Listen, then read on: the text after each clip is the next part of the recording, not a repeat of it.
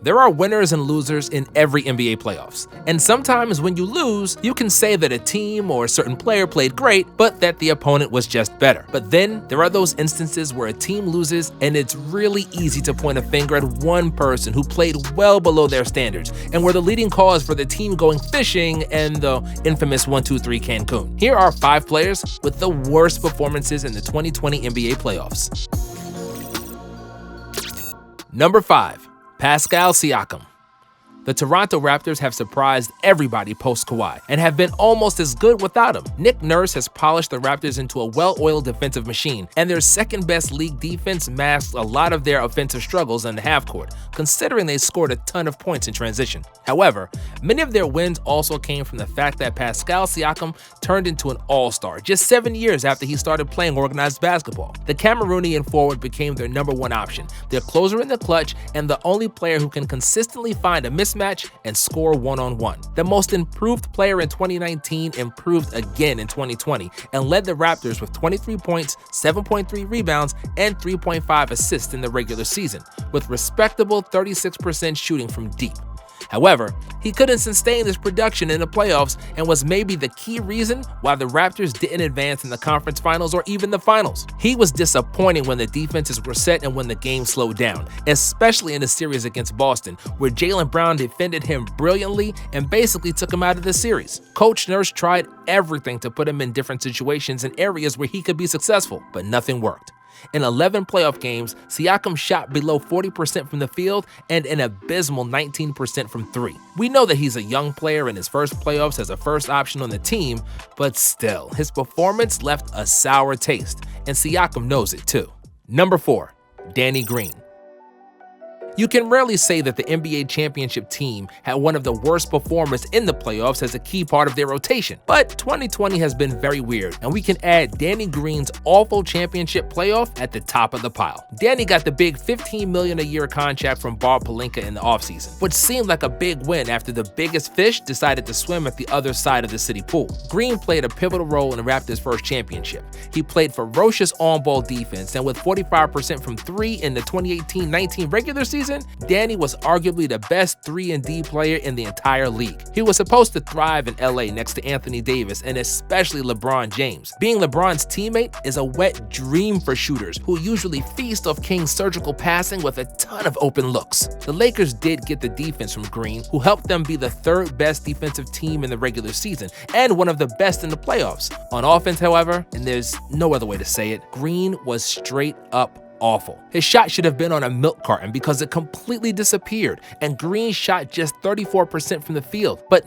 that wasn't the only problem. Green was terrible with the ball with his hands, and it seemed like every time he dribbles, he either makes a turnover or takes and misses a tough shot. He couldn't see a man open, as if he'd lost all his peripheral vision, and when he attacked the basket, he couldn't finish at the rim. Green admitted that he had one of the toughest stretches of his career. But hey, there's a bright side. He became a 3-time champion with 3 different teams, one of only 4 players to do so. In a few years, he's still going to be a champion, and nobody's going to remember that he couldn't hit the ocean from a boat in these playoffs, and that he missed an open 3 which would have won Lakers the title in Game 5. Number 3. Russell Westbrook. Russ is no stranger to playoff struggles, and it's not the first time he could have made a list like this. In fairness to him, he did come off a bad quad injury that took away some of his bread and butter, his explosiveness and stamina. He said it himself, "I was coming back from an injury, and just when I was supposed to be at my best, I was catching up to the other guys." As a result, he did less things we love about him, like ferociously attacking the basket time after time, facilitating the ball and making it easier on Harden. He also did more things we hate about him, and that's taking bad shots and being careless with the ball, which is not a result of injury. That's just who Westbrook is and who he always was. You always took some of the bad with the good with Russ because he would give you 25, 10, and 10 on most nights, so you'd look the other way if he made a bad turnover or clunked the front rim from a tough mid-range pull-up. He came back in Game 5 of the first round. Didn't shoot well, but Houston won the game against his former team. Then, Westbrook single-handedly lost Game 6 with 3 awful turnovers in crunch time, along with a couple of missed shots. In a series against the Lakers, he was the weakest point of Houston's offense, and LeBron and AD made him look like a freshman on a varsity team, considering how many times they blocked his shots. Russ shot 42% from the field and 26% from 3, had almost as many turnovers as he did assists, and proved that trading Clint Capella to make more room for his drives to the basket has probably been a mistake. Number 2. Montrezl Harrell. Harrell averaged 18.6 points, 7.1 rebounds, and 1.1 blocks per game during the regular season, and he deservedly won the Sixth Man of the Year award after he finished third last year. When the season continued in the Orlando bubble, Harrell looked like a shell of his former self. His biggest attribute, his high energy and athleticism, were gone like last year's snow, and he often looked gassed after only a few minutes on the court. His partnership with Chicken Wings Lou Williams, another big disappointment in the playoffs, was basically non-existent. Their pick-and-roll game, which worked so beautifully for the last 2 years, completely vanished, and it seemed like they just started playing together, and not like they were one of the best bench duos in NBA history, if not the best. Trez averaged 10.5 points per game in the playoffs, a drop of 40% from the regular season, and considering he played the center position, he grabbed a criminally low 2.9 rebounds per game. Okay, sure, Harrell played only 19 minutes each game, but that's because he was out of shape and because he got killed on defense against the Mavs, and especially against Denver, where Jokic ragdolled him and scored over him every time. Harrell had the worst plus-minus of all players on the Clippers, and Doc should have played Zubac instead of him even more because Trez doomed them every time he was on the floor. If he kept his production from the last 2 seasons, he might have gotten a $100 million contract from the Clippers or somebody else. With this kind of performance when his team had championship aspirations, he'll be lucky if he gets half of that. Number 1. Paul George.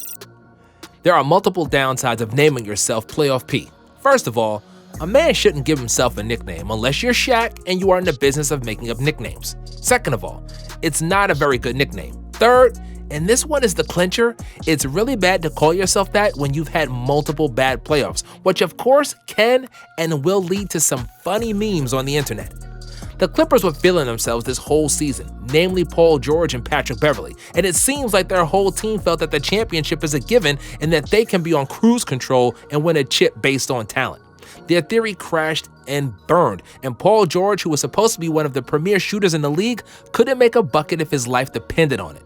George shot below 40% from the floor and 33% from 3 in the 2020 playoffs, but it wasn't just about making open shots. He also wasn't making good decisions on offense, he turned the ball over too often, and it seemed like he completely lost his confidence and aggression.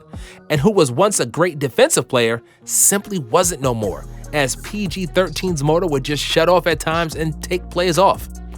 Way Off P made another playoff appearance, and the internet was unforgiving, and Dame and CJ really enjoyed themselves at his expense. I must admit it, I did too, because them boys really were behaving like chumps, and I didn't appreciate their arrogance one bit. George and the Clippers were supposed to be a bunch of dogs who grind their way to a championship, but once he got to LA, he and the rest of his teammates have gone Hollywood to their own peril.